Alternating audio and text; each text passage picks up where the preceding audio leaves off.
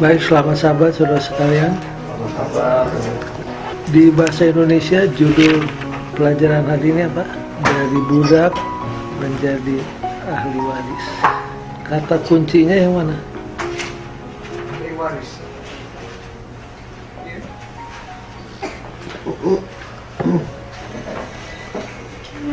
Paling sedikit ada 3 kata kunci untuk pelajaran malam ini. Satu apa? Budak. Kedua, ahli waris.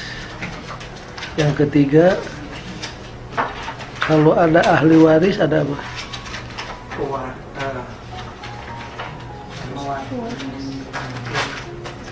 Ada warisan.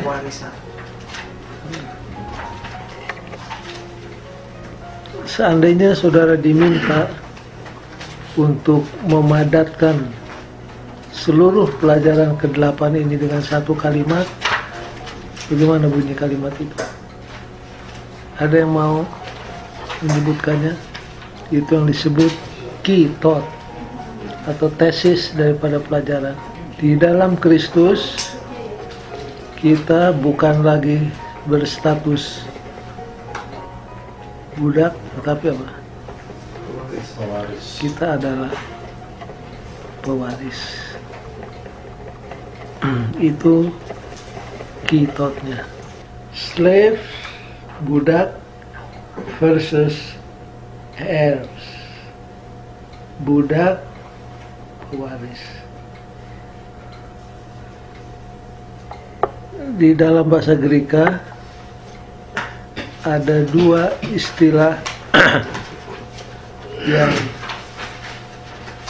perlu kita ketahui sehubungan dengan pelajaran malam ini.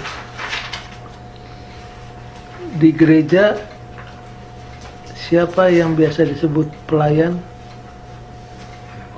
Diakon. Itu berasal dari bahasa Greka diakonos. Diakonos biasa diterjemahkan hamba atau pelayan. Tapi kalau slaves ini budak, bukan diakonos, tetapi bukan doulos. Apa bedanya doulos dengan servant?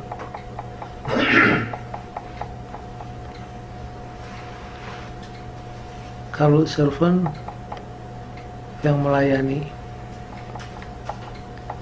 tapi kalau doulos budak. Nah, di zaman Alkitab, kalau seorang disebut budak, itu statusnya seperti apa? Tidak kemerdekaan. Rendah sekali. Berapa rendah? Paling bawah. Tidak punya hak sama sekali. Budak itu tidak punya hak sama sekali, tidak punya will sama sekali, karena status budak itu sama dengan properti, sama dengan benda.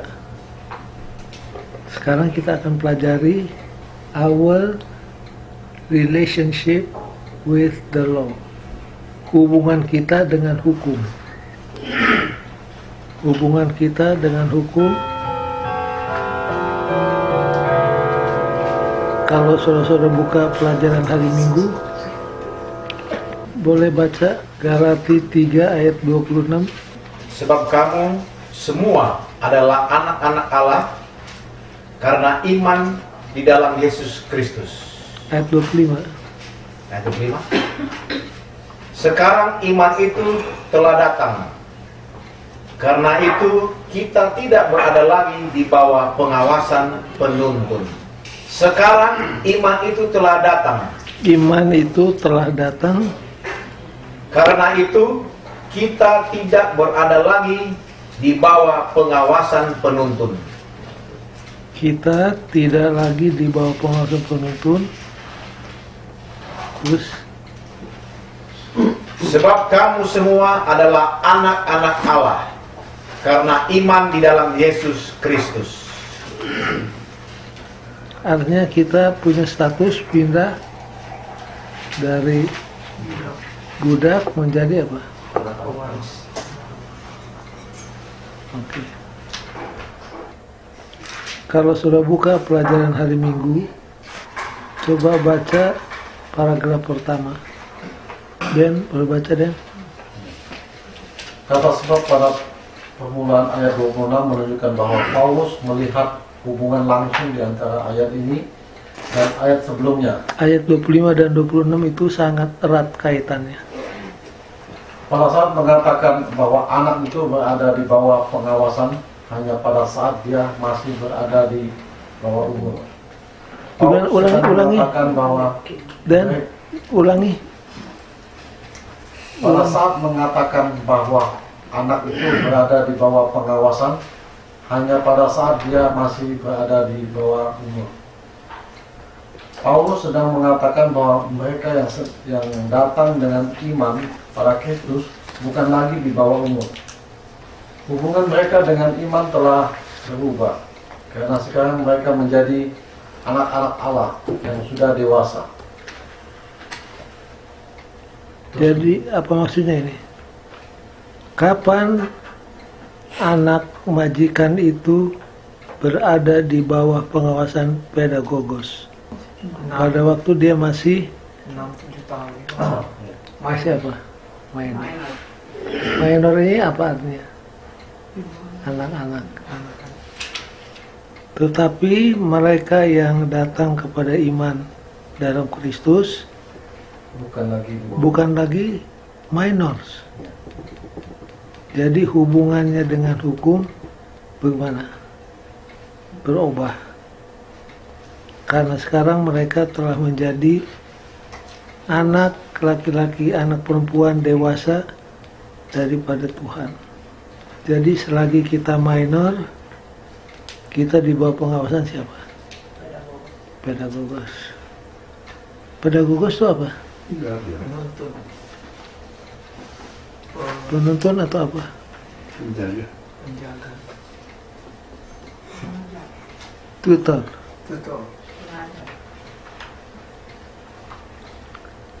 Next.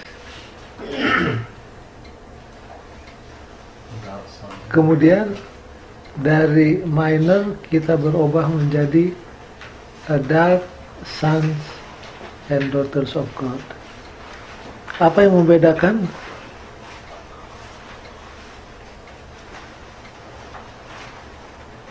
Apa yang membuat kita berubah status?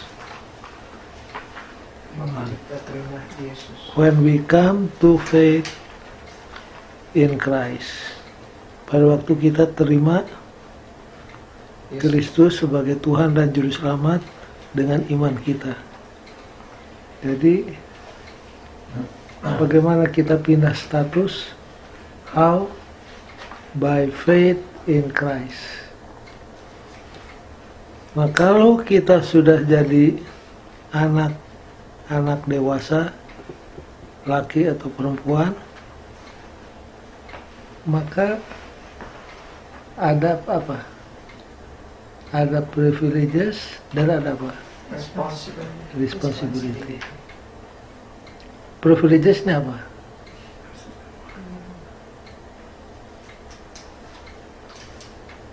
Ada benefit. Tapi jangan cuma ingat benefitnya. Ingat apanya? Responsibility. Dua-dua ini berjalan bersama-sama. Nah, kemudian pengalaman menerima Kristus sebagai Tuhan dan Juru Selamat oleh iman dinyatakan outwardly melalui upacara apa? Baptisan.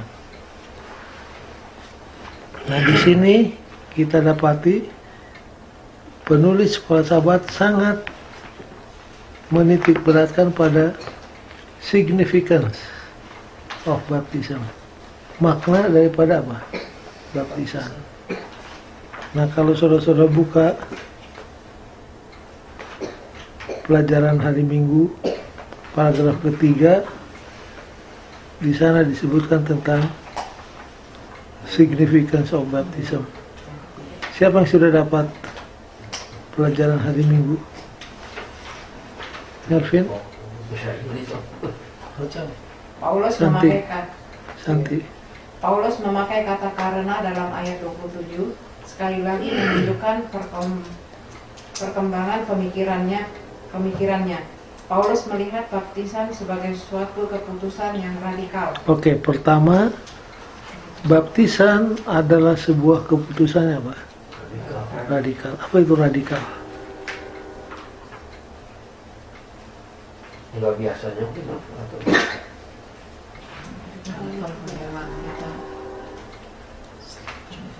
Baptisan adalah keputusan yang radikal. Bukan yang iseng-iseng, bukan yang asal-asalan, bukan yang setengah-setengah, tapi radikal. Baca tulisan. Untuk menyatukan kehidupan kita dengan Kristus.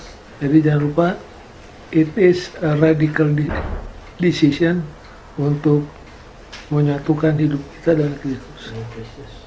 Yang berikutnya, Dalam Roma 6, dia menggambarkan baptisan secara simbolis, merupakan lambang penyatuan kita dengan Yesus, baik melalui kematiannya dan kebangkitannya. jadi kita mengingat bukan cuma kematian Yesus, tapi apa? Kebangkitan. Makanya kita dibaptiskan dengan cara diapain? Diselamkan. Karena waktu kita dibenamkan dalam air itu melambangkan kematian Yesus, dan sebagaimana Yesus dibangkitkan, kita bangkit juga kepada hidup yang baru. Read on, son. Dalam suratnya ke jemaat di Galatia, Paulus menggunakan kiasan yang lain. Baptisan adalah peristiwa yang melambangkan bahwa kita telah dipakaikan kebenaran Kristus. Jadi sepertinya kita sedang being clothed with Christ. Maksudnya kita Ganti pakaian. clothed with Christ, ditutupi, diselaputi oleh Kristus. Jadi kita dibungkus oleh Kristus. Itu kalau salinan bahasa Inggrisnya clothed with Christ. Di bahasa Indonesia agak diubah sedikit. Jadi baptisan adalah tindakan di mana kita diselaputi, dibungkus oleh siapa? Oleh Kristus. Terus Istilah yang Paulus gunakan sangat mempertimbangkan bagian-bagian dalam perjanjian lama yang membahas tentang ditutupi oleh pakaian kebenaran dan keselamatan.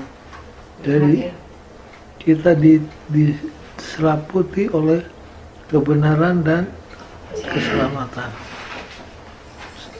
Kemudian kutipannya yang berikutnya, Paulus memandang baptisan sebagai suatu kesempatan di mana Kristus yang diibaratkan dengan jubah menutupi umat yang percaya. Meskipun dia tidak menggunakan kata yang sama, Paulus sedang menggambarkan kebenaran yang dianugerahkan kepada orang yang percaya. jadi itulah apa yang akan terjadi kepada kita di saat oleh iman kita menerima Kristus sebagai Tuhan dan Juru Selamat kita. Nah, hal ini sudah dialami oleh siapa? Orang di Galatia. Jadi orang di Galatia ini sudah mengalami ini.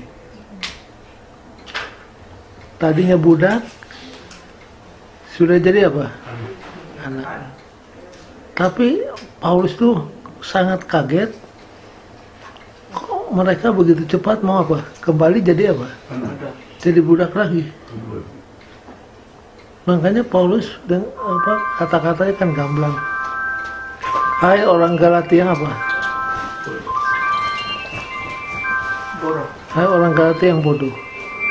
Kalau bahasa Gerikanya bukan bodoh. Hai orang Galatia yang Out of mind. mindless. Mindless. Mindless itu apa? Nggak ada otak. Tidak ada otak. Paulus kalau bicara kadang-kadang istilah-istilah ini sangat menyengat.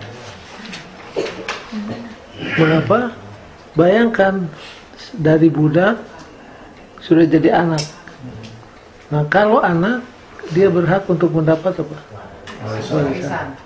Kok tiba-tiba dia dengar sudah status anak, mau kembali kemana?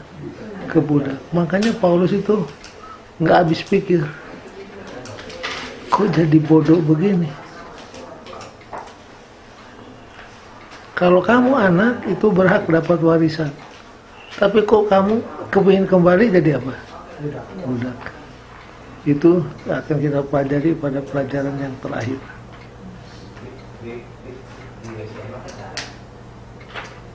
Kemudian kalau seorang budak jadi anak, apa keuntungannya? Salah satunya, dia jadi apa? Ahli waris. Dia menjadi ahli waris. Sekarang kita buka pelajaran hari Senin.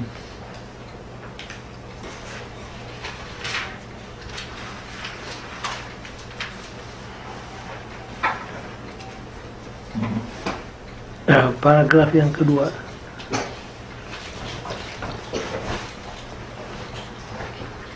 Pelajaran hari Senin, paragraf kedua. San. Kiasan Paulus hampir sama dengan penuntun dalam Galatia 3 ayat 24. Namun dalam hal ini, kekuasaan para penata layan dan pengelola ini lebih besar dan lebih penting.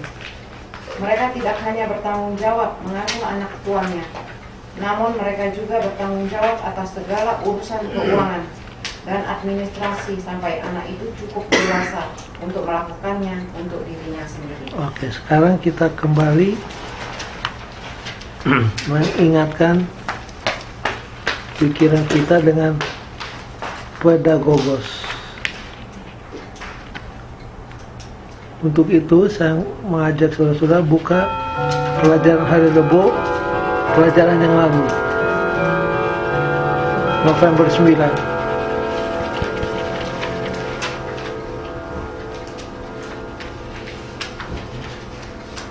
Ini sekedar untuk ingatkan apa saja tugas daripada pedagogos.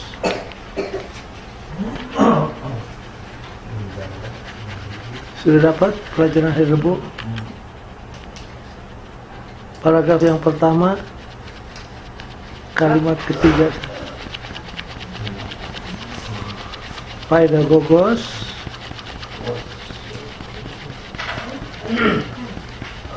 hari Rebo November 9.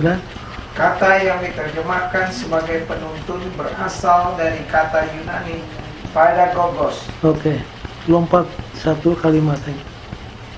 Kata pedagogos menggambarkan seorang hamba dalam masyarakat Roma yang ditempatkan di bawah kekuasaan anak tuannya sejak mereka berumur 6 tahun atau 7 tahun sampai mereka menjadi dewasa. Jadi kalau kita kaji kembali, pedagogos itu adalah seorang budak dalam masyarakat Roma yang ditempatkan,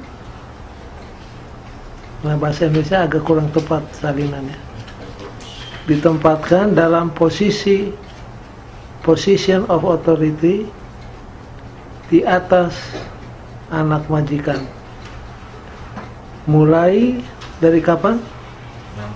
Umur 6 tahun Sampai kepada dewasa. Nah, apa tugas pedagogos? Baca Heng.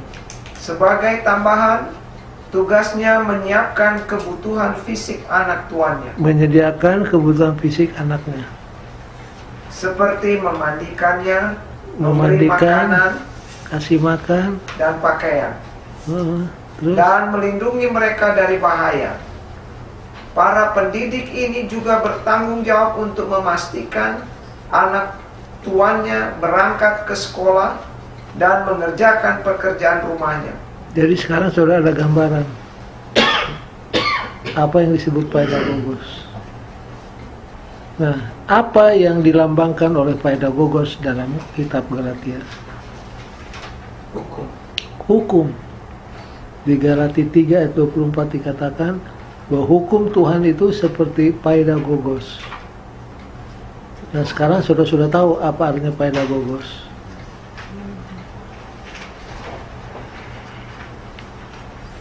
Nah, tapi di sini di pelajaran hari Senin November 14,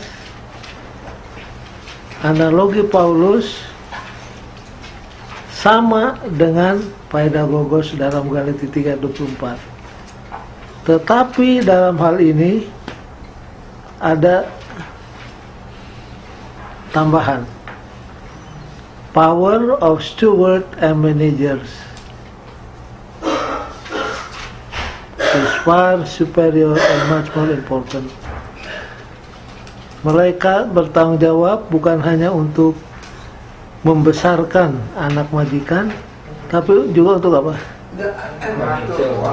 Mengurus seluruh financial administrative affairs. Sampai kapan? Anaknya mature. Sampai anaknya itu cukup dewasa untuk mengurus dirinya sendiri.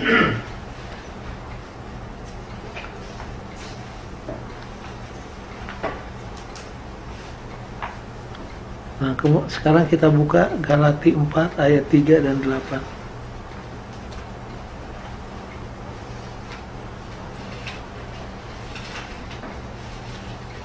Siapa yang sudah dapat?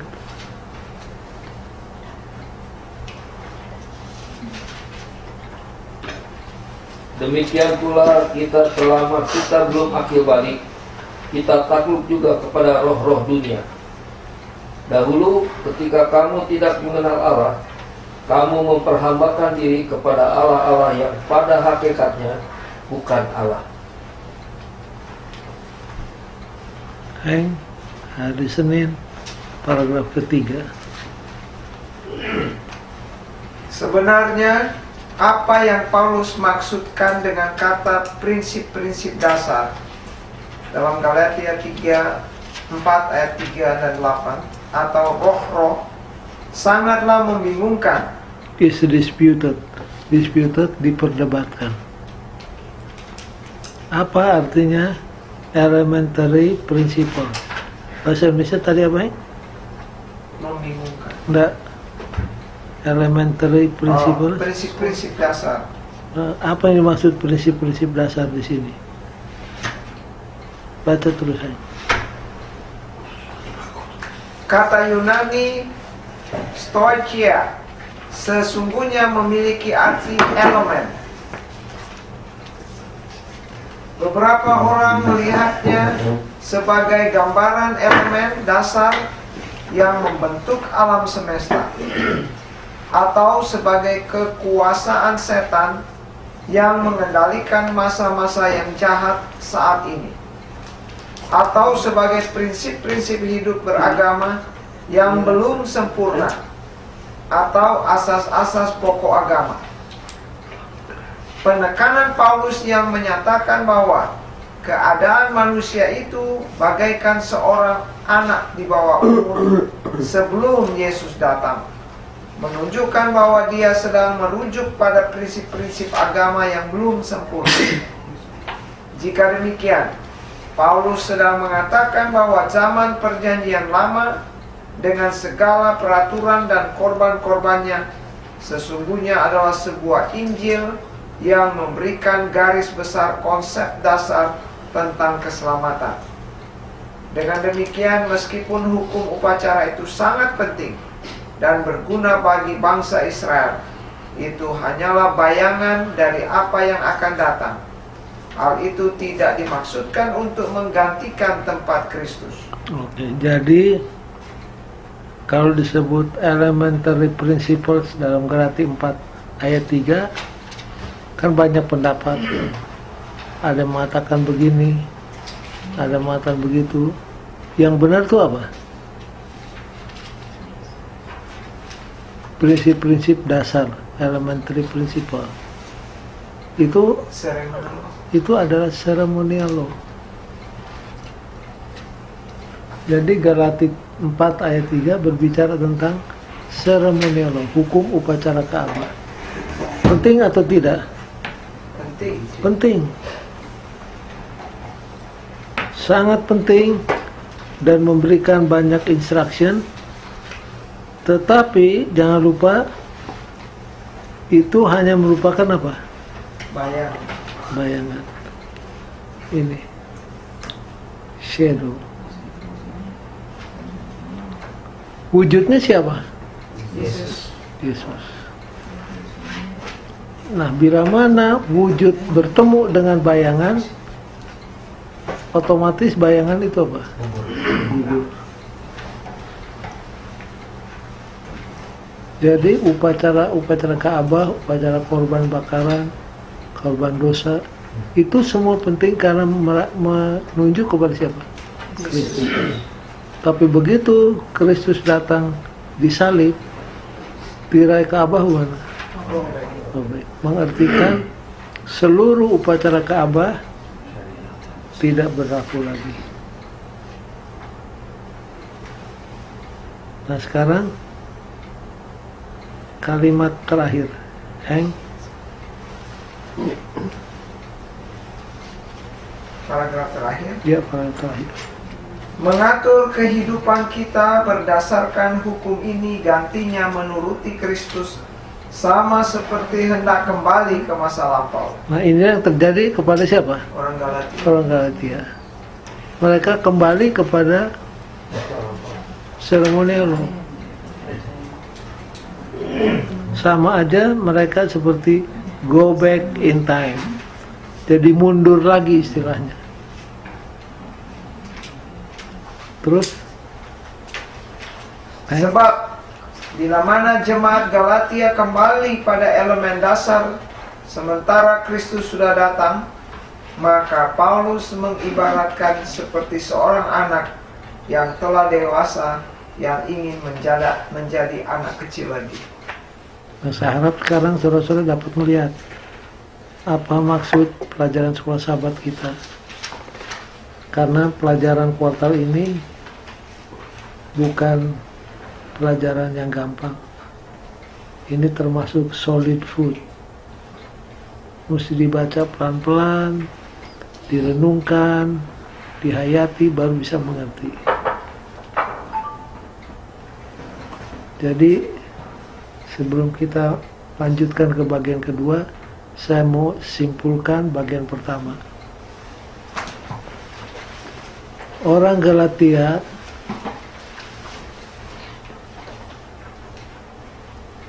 sudah pernah menerima Kristus sebagai Tuhan dan Juru Selamat melalui iman. Mereka sudah yakin bahwa keselamatan itu hanya diperoleh oleh apa? Anugerah melalui iman dalam Kristus. Sudah sampai di situ. Mereka akhirnya jadi orang Kristen, pengikut Kristus. Makanya gereja di Galatia didirikan. Tapi berapa tahun berselang, Paulus kaget. Kok tiba-tiba mereka ingin kembali kepada apa? Adat istiadat orang Yahudi.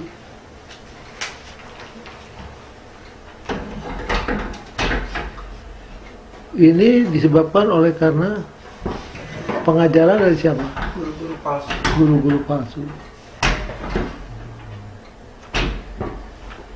Jadi to a certain degree, guru-guru palsu itu berhasil membujuk kembali orang-orang Yahudi yang sudah jadi Kristen untuk kembali kepada doktrin yang dulu. Jadi istilahnya dari budak sudah diangkat anak dengan segala benefitnya, segala privilege-nya, segala responsibilities-nya, tapi somehow mereka suka kembali ke mana? Jadi budak lagi. Itu yang tidak masuk di akal siapa? Makanya Paulus katakan, hai orang yang bodoh, itu bahasa Indonesia, foolish bahasa Inggris, tapi bahasa Gerikanya mindless. Kalau disalin benar-benar, orang Galatia yang tidak ada otak, kan nggak enak itu dibilang nggak ada otak. Bodoh aja udah keras, tapi dibandingkan yang ada otak, itu yang terjadi, supaya saudara tahu. Nah sekarang kita masuk di bagian kedua.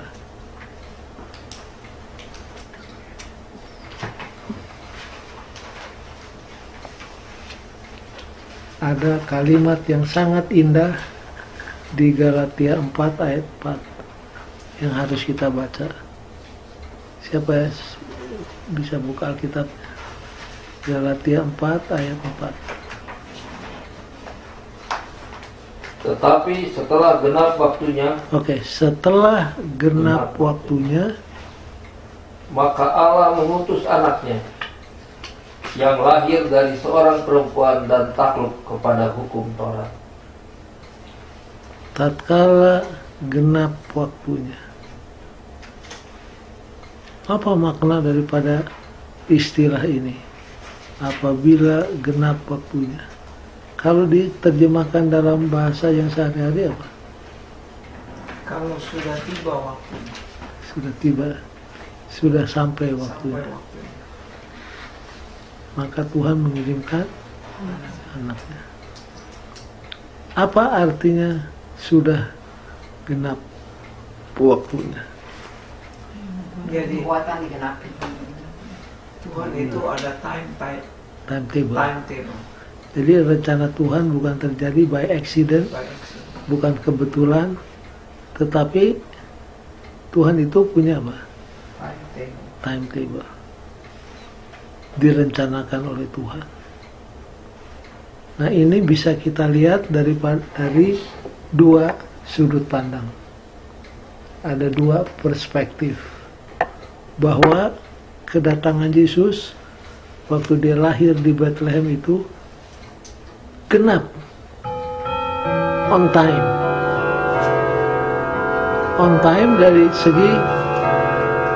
dua segi. Segi yang pertama dari apa? Historical. Dari segi historical perspektif. Keterangannya begini. Kalau saudara baca di sekolah sahabat, yang pertama disebut adalah apa?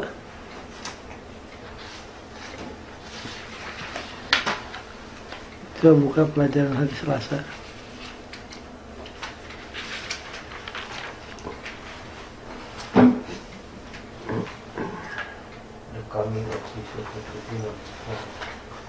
Baca menurut paragraf pertama hari Selasa. Paulus memilih kata genap menunjukkan peran aktif Allah melakukan kehendaknya dalam sejarah manusia. Yesus tidak datang di sembarang waktu. Dia datang pada saat yang telah ditentukan oleh Allah. Dalam sejarah, waktu itu dikenal dengan istilah Pax Romana atau damai Romana. Ya. Masa 200 tahun yang cukup stabil dan damai di seluruh kerajaan Roma. Penaklukan Roma atas wilayah di sekitar Lautan Tengah membawa damai. Dengan satu bahasa, alat transportasi yang memadai, dan budaya yang sama turut memfasilitasi tersebarnya Injil dengan cepat. Oke, sampai situ dulu. Jadi saudara-saudara, Yesus itu datang, ini dari segi sejarah, memang on time. Contohnya Pax Romana. Kerajaan Roma berhasil menghancurkan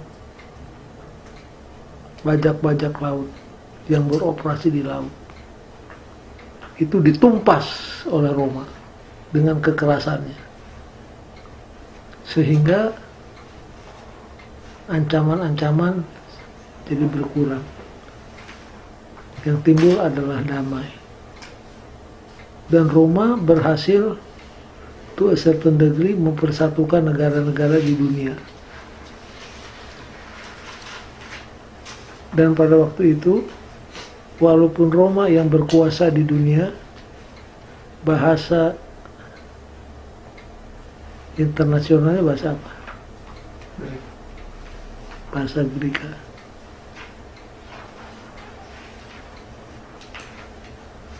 Dan Roma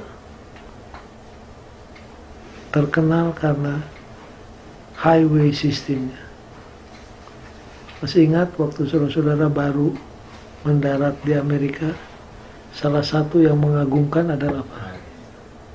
Freeway system. Memang luar biasa. Kita sudah bertahun-tahun jadi sudah biasa. Tapi bagi yang baru datang, kita termangu-mangu melihat. Nah, kira-kira begitulah. Tentu jangan dibandingkan Roma dengan Amerika sekarang. Tapi kalau Roma dibandingkan dengan yang lainnya pada zamannya, Roma itu sudah sangat maju. Jadi highway system yang luar biasa ini semuanya berguna untuk apa?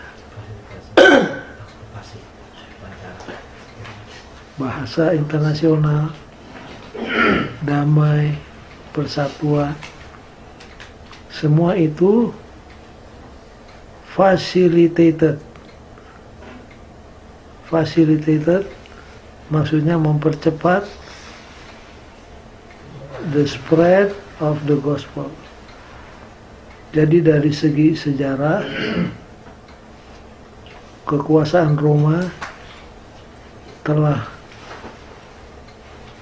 menyediakan satu iklim di mana pengabaran Injil bisa cepat disebarluaskan.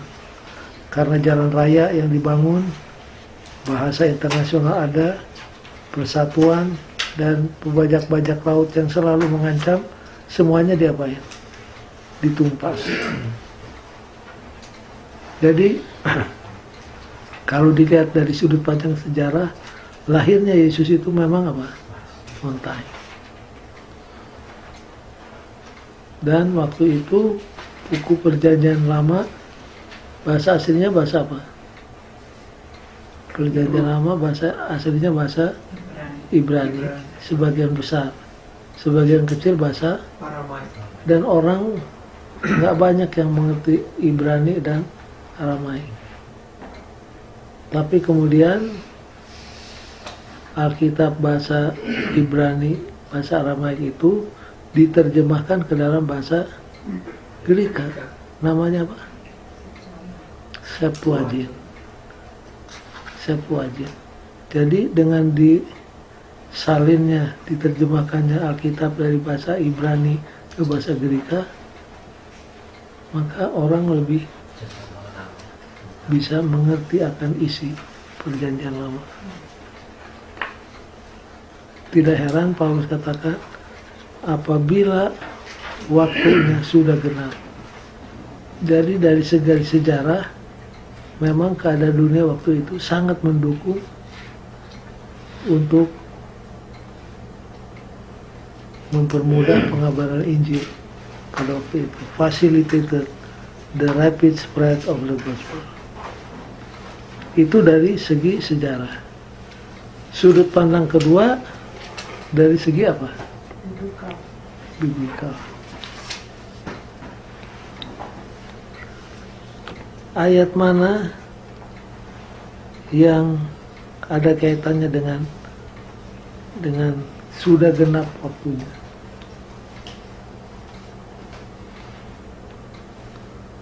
Siapa nabi yang menubuatkan faktor waktu dari kedatangan Kristus?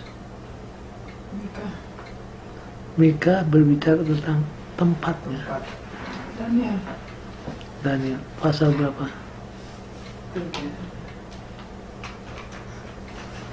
Kalau ada nubuatan yang paling penting di seluruh perjanjian lama, itulah Daniel 8 dan Daniel 9. Daniel 8 dan Daniel 9 itu satu paket yang harus dipelajari bersama-sama. Dan inti dari seluruh nubuatan Alkitab Perjanjian Lama ada di mana? Daniel 9 ayat 24 sampai 27. Saya bisa katakan itulah nubuatan yang paling penting di seluruh Alkitab. Daniel 9 24 sampai 27. Mengapa? Karena ini ada kaitannya dengan waktu kedatangan daripada Mesias. Memang luar biasa.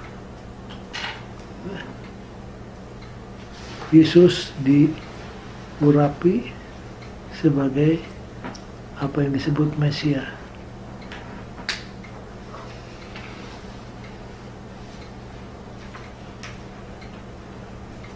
Tahun berapa Yesus diurapi?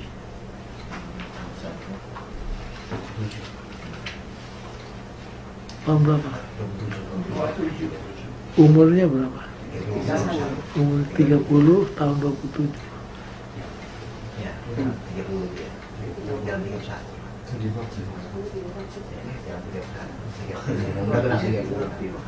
30 umur 30 kan? Coba buka Lukas 3 atau 23. Suara 31. Ini kan proses harian kan sudah kena 30.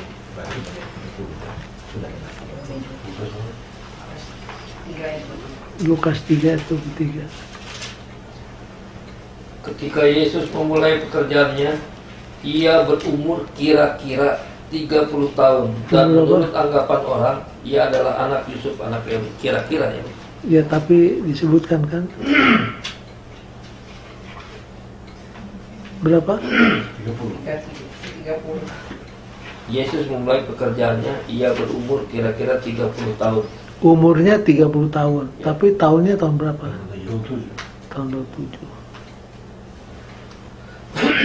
Harusnya 26 ya. Kan minta. Ada Ada sirah. sirah. Ada yang 4. Tapi yang 1 langsung 1. Nggak ada tahun 0. Nggak tahu nol. Yang 4 itu. Nah, sekarang buka 3. Markus 1 ayat 15. Coba dengarkan waktu Yesus memulaikan public ministry-nya. Markus 1 ayat 14-15.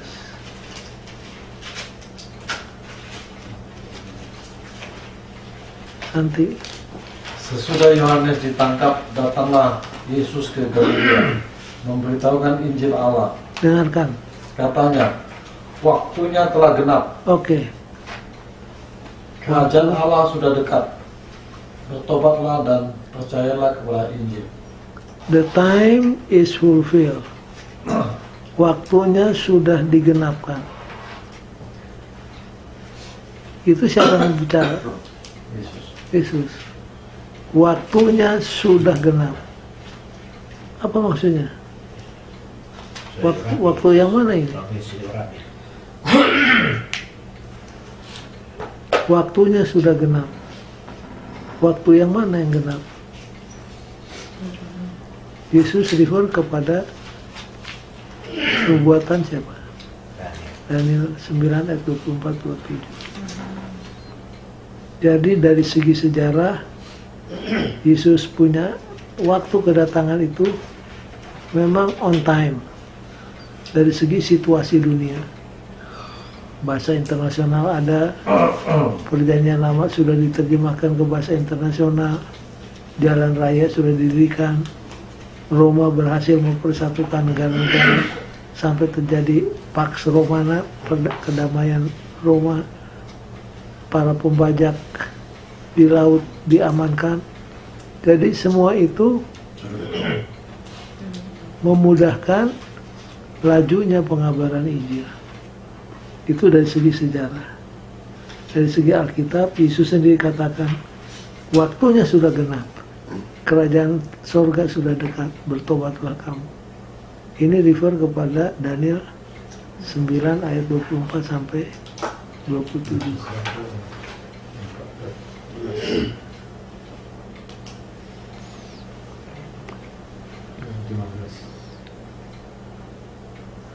Jadi kedatangan Yesus ke dunia ini sebagai juru selamat bukan by accident. Dia datang tidak terlalu cepat, tidak juga terlambat. Dia datang on time. Dari segi sejarah keadaan dunia dan dari segi nubuatan Alkitab. Sekarang baca hari Selasa paragraf yang kedua.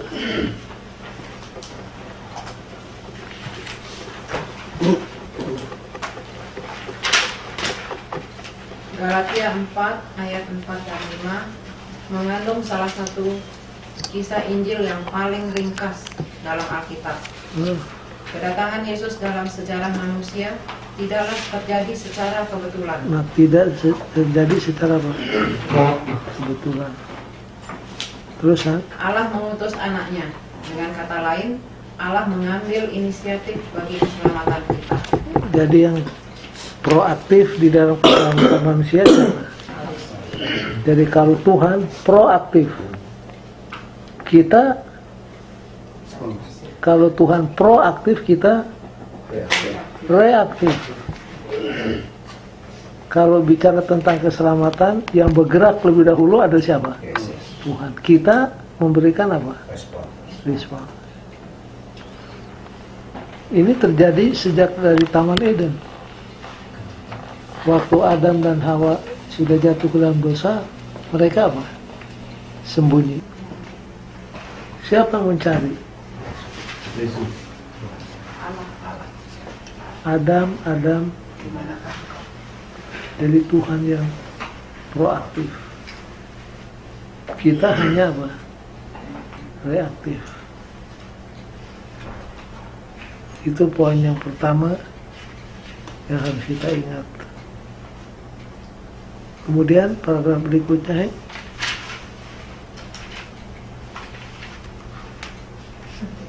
secara tersirat dalam kalimat itu terkandung. Secara apa? Tersirat. Tersirat. Apa ini tersirat? Tidak tertulis. Tidak tersurat, tapi tersirat. Kalau bahasa Inggrisnya implicitly. Kalau yang tersurat explicit. Kalau explicit itu memang kelihatan kata per kata di ayat itu. Tapi seringkali kata-katanya tidak kelihatan, tapi idenya di situ. Itu disebut implicit. Bahasa Indonesianya tersirat. Terusan. Secara tersirat dalam kalimat itu terkandung kepercayaan dasar umat Kristen mengenai keilahian Kristus yang kekal. Jadi yang pertama di ayat itu kelihatan tentang apa? The deity of Christ. Keilahian Kristus. Yang sekarang ini ditolak oleh orang-orang yang mengaku sebagai Kristen. Mormon, Saksi Yehova, mereka mengaku diri Kristen tapi menolak keilahian Kristus. Makanya Mormon dan Saksi Yehova oleh kaum evangelikal di Amerika dikategorikan sebagai apa? Cult, bukan gereja. Baca terus, ya. Allah tidak mengutus utusan surga. Dia sendiri datang. Meskipun dia adalah anak Allah yang telah ada sebelumnya, Yesus juga lahir dari seorang perempuan. Melalui kelahiran dari seorang perawan yang dinyatakan dalam kalimat ini, memberikan penekanan secara khusus mengenai kemanusiaannya yang sejati. Oke, jadi saat yang sama ditekankan juga tentang apa? Jadi dengan demikian, waktu Kristus berada di dunia, dia adalah manusia sekaligus adalah apa? Tuhan. Jadi waktu Yesus menjelma jadi manusia, dia tidak berhenti sebagai Tuhan. Dia adalah God-man. Dia adalah manusia sekaligus dia adalah apa? Cuma waktu di dunia keilahiannya diselimuti, dibungkus oleh kemanusiaan. Sehingga yang dominan adalah, saya mau menyimpang sedikit.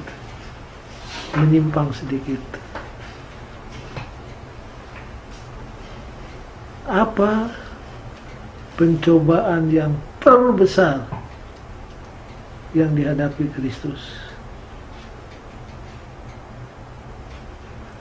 Menggunakan keilahian Untuk kepentingan diri. pencobaan Yesus yang paling besar adalah untuk menggunakan keilahian yang melekat dalam dirinya untuk kepentingan diri. Kita nggak punya itu, tapi Kristus punya. Jadi waktu Yesus berada di dunia, apakah ada advantages yang dimiliki Yesus lebih dari kita? Karena ada yang katakan, ya Yesus kan Tuhan, makanya dia menang terus. Kita manusia, kita kalah terus. Kita nggak bisa ngomong begitu. Kenapa? Filipi 2 ayat 5-7 katakan, walaupun dia setara dengan Allah, tapi dia tidak menggunakan keilahiannya untuk kepentingan dirinya. Jadi 2 ayat 5-7. Jadi waktu Yesus menghadapi iblis di dunia ini, dia hadapi sebagai manusia seperti kita. Cuma bedanya Yesus itu bergantung kepada siapa? Bapa dengan segenap hatinya, segenap waktunya.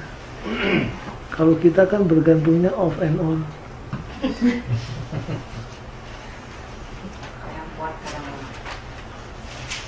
Hubungan kita dengan Tuhan nyambung waktu buka Sabat tadi.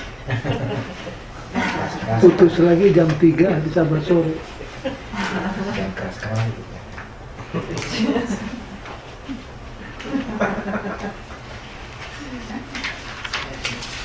Jadi tidak ada keuntungan Yesus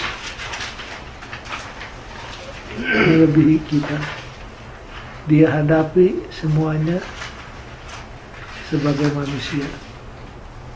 Cuma rahasianya apa? Dia bergantung kepada Bapa dengan sepenuhnya. Itu tambahan sedikit.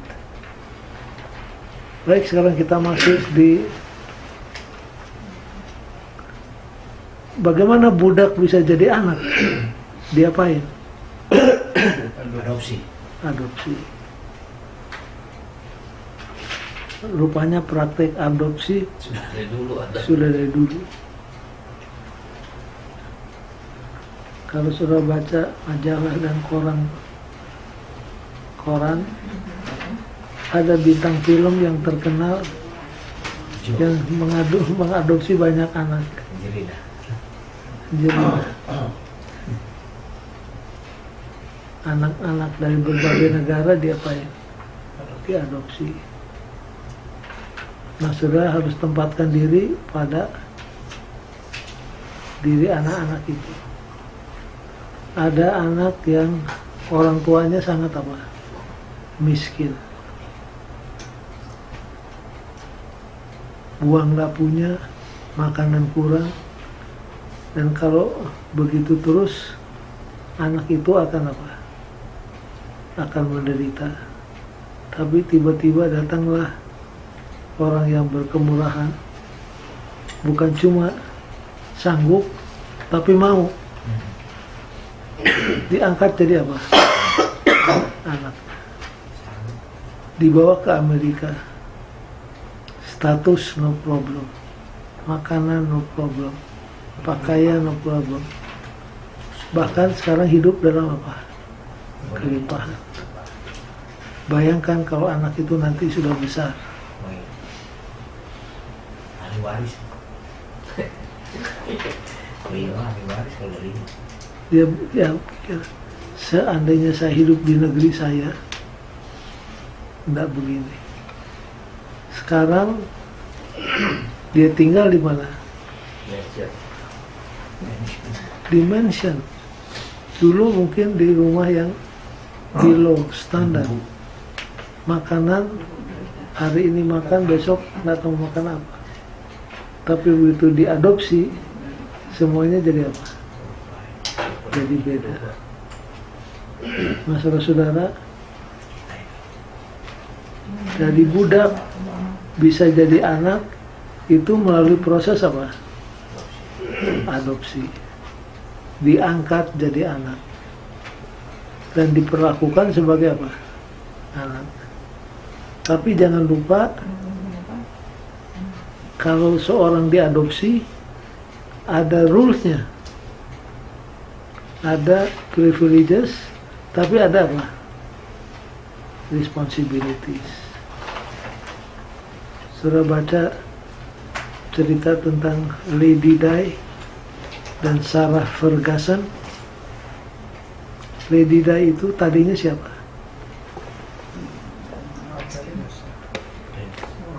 Biasa. Common people, rakyat jelata.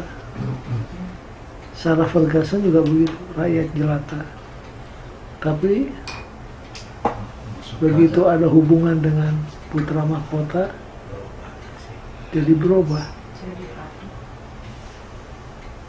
Bayangkan, dia pindah ke istana, diperkenalkan kepada istana Buckingham Palace. Gemerlap semuanya. Tetapi ada apa? Ada aturannya. Makan pun apa? Ada aturan. Di sini garpu, di sini sendok, di sini pisau. Itu saudara bukan seperti kita gaya bebas. Kalau kita makan mau pakai jari, ya. Mau dijilat, mau dijilat sendoknya. Kalau orang masuk istana, ada apa? Tata krama istana. Si Lady Di nggak boleh hai, nggak boleh lagi begitu. Melambai tangannya pun mesti apa? Teratur. Mesti dignify. Jalannya. Tapi nggak enak Pak. Nah, ada waktunya wartawan dapati mereka ada di mana? Bar. Di bar, menyamar. Anak istana menyamar jadi anak dunia.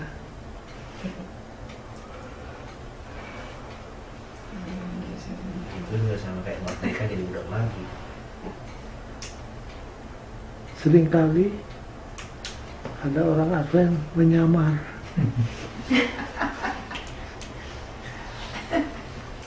Karena mau kemana? Ke Vegas. Pakai topi lah, pakai kacamata gelap lah. Anak istana tapi pergi kemana? Nggak boleh. Jadi seringkali ketahuan Sarah Ferguson dengan Lady Di menyamar. Nggak tahan hidup di mana?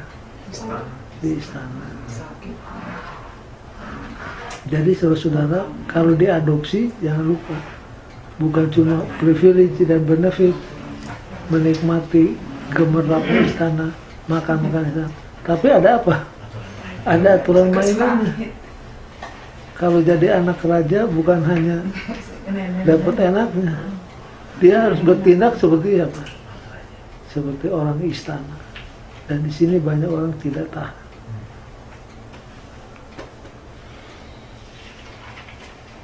Jadi the privilege of adoption, kenikmatan benefits daripada adopsi. Nah, di sini kita bertemu dengan istilah ditebus. Kalau saudara dengar kata ditebus, ingat apa? Kalau dikatakan ditebus dari mana biasanya?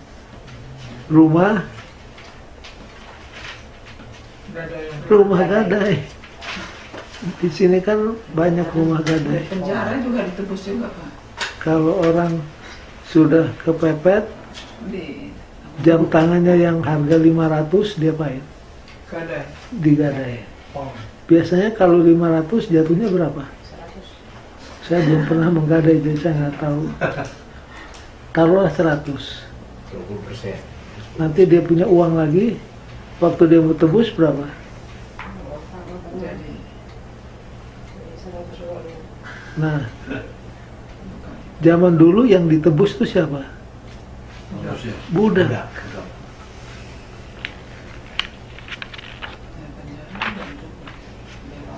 Sekarang kita lihat apa artinya ditebus.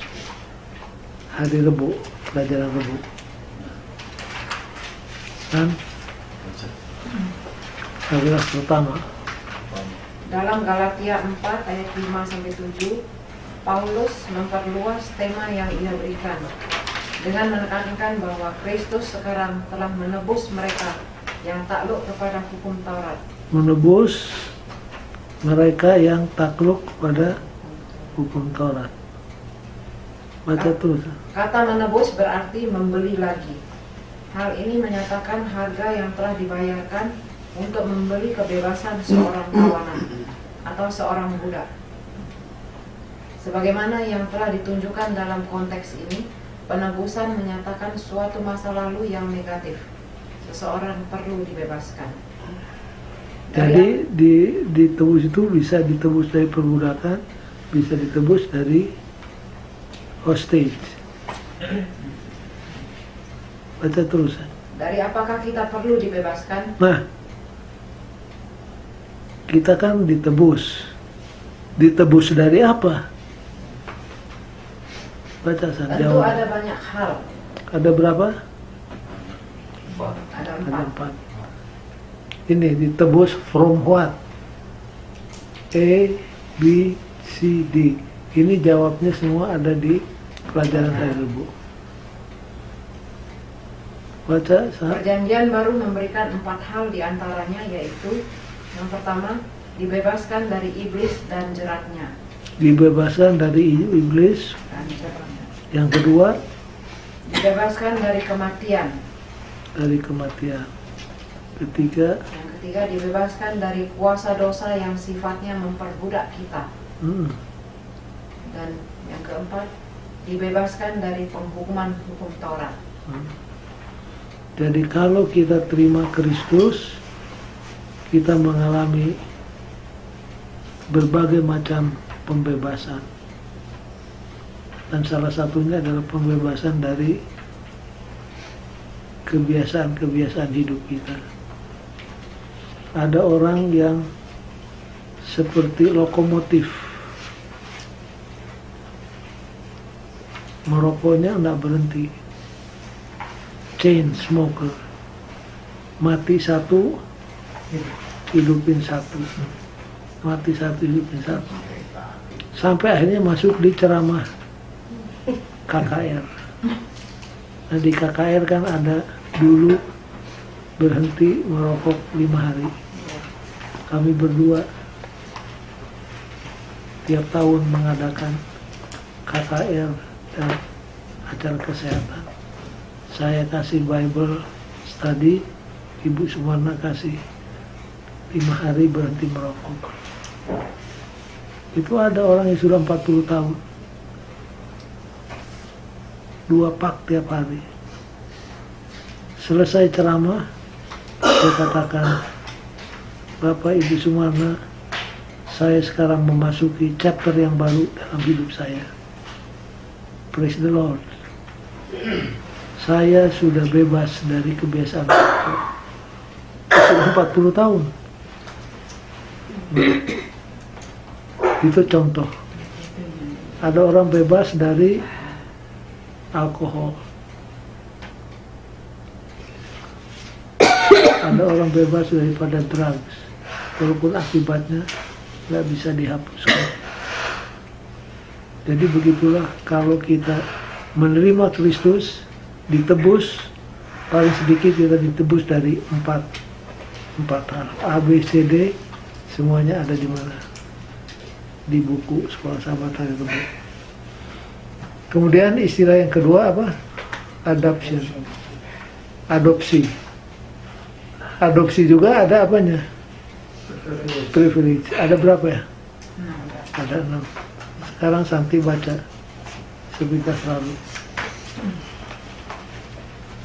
Kita sering mengatakan segala sesuatu yang Kristus telah lakukan bagi kita sebagai keselamatan. Meskipun ada benarnya kata ini tidak lebih jelas daripada kata yang Paulus gunakan secara unik, bahwa kata adopsi, meskipun Paulus merupakan satu-satunya penulis Perjanjian Baru yang menggunakan kata ini, adopsi merupakan proses resmi yang cukup dikenal pada zaman pemerintahan Yunani Romawi. Jadi dari zaman Paulus sudah ada apa? Adopsi. Terus beberapa penguasa Roma semasa hidup Paulus menggunakan adopsi sebagai suatu cara memilih seorang penggantinya bila mana mereka tidak memiliki keturunan. Adopsi menjamin hak-hak istimewa. Yang pertama, anak yang diadopsi menjadi anak yang sesungguhnya. Oke, jadi kami punya anti ya, di Palembang. Dia punya anak cuma 1. Lalu mengadopsi berapa anak? 2. Yang kami perhatikan, tidak ada bedanya anak sungguh dengan anak yang diadopsi. Semuanya ditreat, malahan kadang-kadang yang diadopsi lebih apa? Lebih dimanja. Dan kalau tidak hati-hati bisa spoil.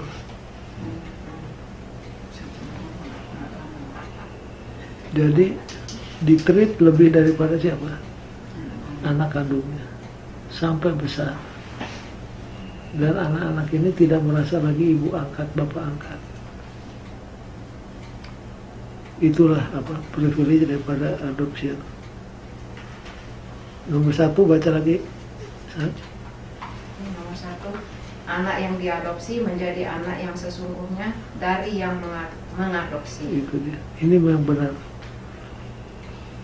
Terus Yang kedua, yang mengadopsi setuju untuk membesarkan anak itu dengan sepantasnya dan menyediakan kebutuhan makanan dan pakaian.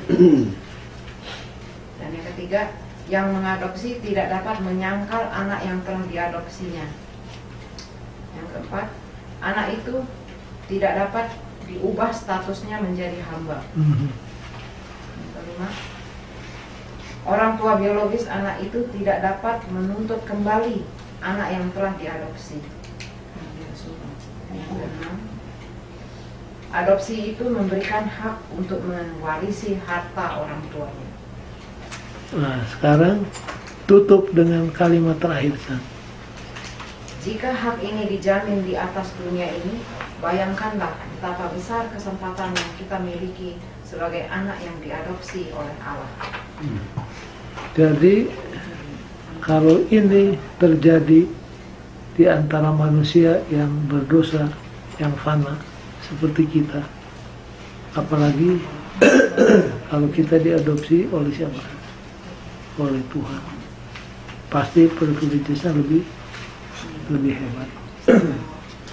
Nah, cuma yang aneh di antara orang Galatia, sudah ditebus dari perbudakan, sudah diadopsi menjadi anak kandung dengan segala privilege-nya, mereka apa? Ini dia pelajaran terakhir. Why turn back to slavery? Nggak masuk di otaknya Paulus. Kok kamu mau kembali kepada keadaan yang sudah kamu tinggalkan selama ini?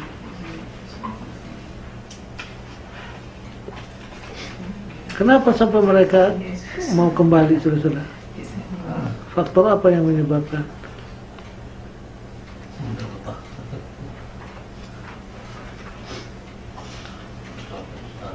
System of force.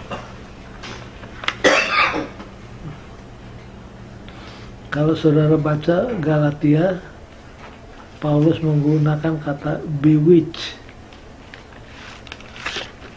Bewitch itu seperti dihipnotis.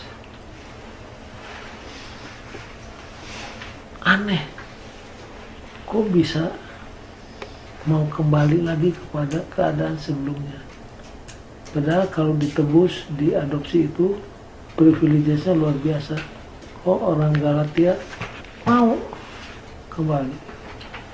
Makanya Paulus katakan, hai orang Galatia yang tidak punya otak, kenapa kamu mau kalau gaya bebasnya seperti hipnotis, bewitch. Itu kata dipakai oleh siapa? Oleh Paulus waktu nulis surat kepada jemaat di Galatia. Coba kita buka hari Kamis pelajaran terakhir. Ayatnya ini Galatia 4 mulai ayat 8 sampai ke 20. Saudara nanti baca di rumah.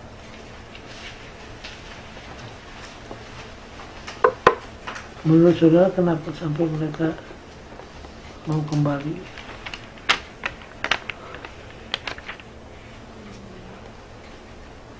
Baca pasal 3 ayat 1. Pasal 3 ayat 1 Galatia.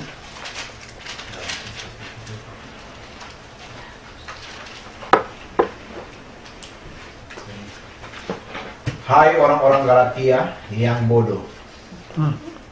Kalau bahasa Grekanya apa? Yang tidak punya otak. Siapakah yang telah mempesona kamu? Nah, kalau bahasa Indonesia yang halus, mempersona. Bahasa Inggris bewitch. Bewitch ini hubungannya dengan kuasa setan. Jadi seperti disihir, seperti dihipnotis kalau istilah gaya bebasnya. Siapa ini yang menyebabkan mereka sampai putar haluan? Kayak itu siapa? Guru-guru palsu. Sekarang San baca hari Kamis paragraf pertama. Paulus tidak menggambarkan secara rinci praktik keagamaan di jemaat Galatia. Namun dalam benaknya dengan jelas, dia memiliki gambaran tentang sistem peribadatan yang mengakibatkan perhambaan rohani. Jadi ini menunjuk kepada apa? False system of worship. False system of worship yang terjadi di mana? Di Galatia. Apa itu? Baca terusan. Pada dasarnya dia menganggap hal itu sebagai hal yang sangat berbahaya dan merusak, sehingga dia menulis surat yang sangat emosional yang mengamarkan jemaat Galatia bahwa apa yang mereka lakukan berhubungan dengan sikap mereka yang beralih dari status anak menjadi hamba. Terus banyak yang menafsirkan referensi Paulus untuk hari-hari tertentu, bulan-bulan, masa-masa yang tetap, dan tahun-tahun. Galatia 4 ayat 10. Sebagai suatu penolakan, bukan hanya terhadap hukum upacara, melainkan terhadap hari Sabat juga. Penafsiran yang seperti ini telah melampaui kenyataan yang ada. Sebagai pengantar, jika Paulus benar-benar menginginkan untuk menyebutkan hari Sabat dan praktik-praktik Yahudi lainnya, sangat jelas dari Kolose 2 ayat 16. Dengan sangat mudah dia dapat menyebutkannya. Yang kedua, Paulus menjelaskan bahwa apa saja yang jemaat Galatia lakukan telah menuntun mereka dari kebebasan di dalam Kristus menuju perhambaan. Jika pemeliharaan hari Sabat gereja Masehi Advent hari ke-7 membawa seseorang kepada perhambaan, maka Sang Pencipta itu sendiri telah memasuki perhambaan pada saat dia merayakan hari Sabat pertama di dunia. SDA Bible Commentary jilid 6 halaman 967. Selanjutnya, mengapa Yesus tidak hanya memelihara hari Sabat, melainkan juga mengajarkan kepada orang lain tentang bagaimana memelihara hari Sabat? Jikalau pemeliharaan hari Sabat itu justru telah menghilangkan kebebasan yang manusia peroleh di dalam dia. baca Markus 2 ayat 27 sampai 28 dan Lukas 13 ayat 10. Jadi Injil yang diajarkan Paulus mengatakan bahwa manusia diselamatkan melalui, tapi datang guru-guru palsu mengajarkan bahwa orang kafir yang sudah jadi Kristen mau selamat harus apa? Benar. Dan mengikuti hukum-hukum orang Yahudi. Bagaimana reaksi orang Galatia terhadap guru palsu? Banyak yang terima. Makanya mereka itu turn back to apa? To slavery. Sudah bebas, tapi ingin menjadi budak kembali.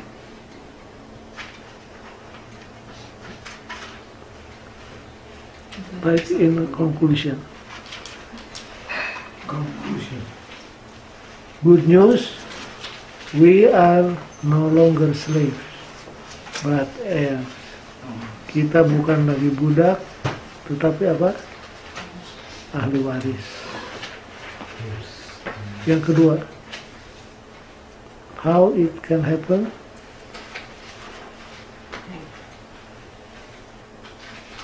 Ini, in Christ.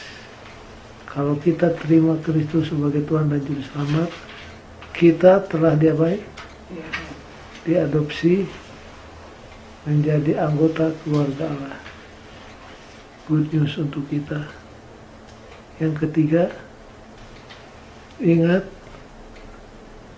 kita sebagai anak Tuhan punya akses kepada semua hak-hak dan privileges daripada anak angkat. Tapi ingat juga ada apa? Ada responsibility. Cerita penutup, di Perancis dulu ada sebuah sekolah. Ini waktu Perancis dan Inggris terlibat dalam peperangan. Anak Inggris sekolah di Perancis. Gurunya lihat ini anak Inggris ini beda sekali dengan anak-anak kebanyakan. Sopan santun, belajar tata krama yang tinggi. Gurunya perhatikan, tiap hari anak ini menyolok, sangat berbeda dari anak lain. Jadi gurunya tidak tahan, dipanggil tuh anak. Sebut saja anak namanya si John. John, kami guru-guru merasa kagum melihat kamu. Kamu ini beda dari anak lain. Pekerjaan rumah selalu beres, tidak pernah bikin ribut di kelas, selalu sopan.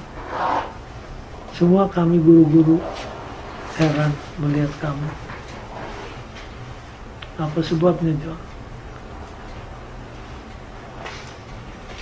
Si John cerita, saya ini anak raja. Waktu bapak saya ditangkap dan mau dieksekusi, mau dibunuh. Sebelum dibunuh, bapak saya itu ngomong, John, kemana saja kamu pergi, di mana saja kamu berada, ingat, kamu adalah anak raja. Makanya John hidup sebagai apa? Anak raja. Jadi saudara-saudara jangan lupa, kita semua adalah anak raja. Seperti yang kita suka nyanyikan, kita adalah anak. Gimana nyanyinya? Saya nyanyikan. Sam, nyanyikan satu ayat.